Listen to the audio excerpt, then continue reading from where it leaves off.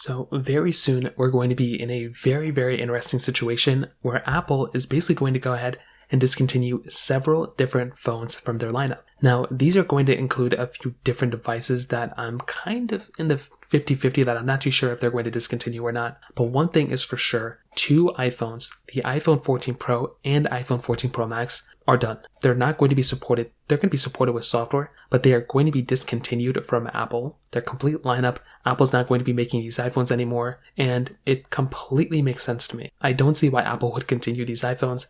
They never do it. They always discontinue these ones first, and that's basically what's going to end up happening. Now, another thing that's probably going to end up happening as well, in my opinion, is that the iPhone 14 Plus is like 50-50 of being discontinued. I think there's a chance Apple will keep it, but I also think there's a chance Apple's going to discontinue it because at that point, there's just way too many iPhones at play. But also, I could see them kind of, doing a decision later on in the cheaper end of their iPhone lineup that would make sense for Apple to keep it. That way they still have the same amount of iPhones at play, and they've actually increased the iPhone prices in a secret way, which we'll talk about in a second. Now, the 14 Plus, like I said, 50-50. I kind of hope it stays, but if it's gone, I don't really think people are going to really care too much. But on the lower end, they're going to keep the iPhone 13 probably. They're probably going to keep the iPhone 12 as well. But I think the iPhone 13 mini is the one that may actually end up getting discontinued. Like I said, it's still 50-50. We aren't 1000% sure if that's actually going to end up being the case or not. But if you take a look at a device like the iPhone 13 mini and you look at if that gets dropped down $100 at $499, I feel like that's just too good of a price, especially when compared to the iPhone SE 3. But I could also see Apple discontinuing the iPhone 12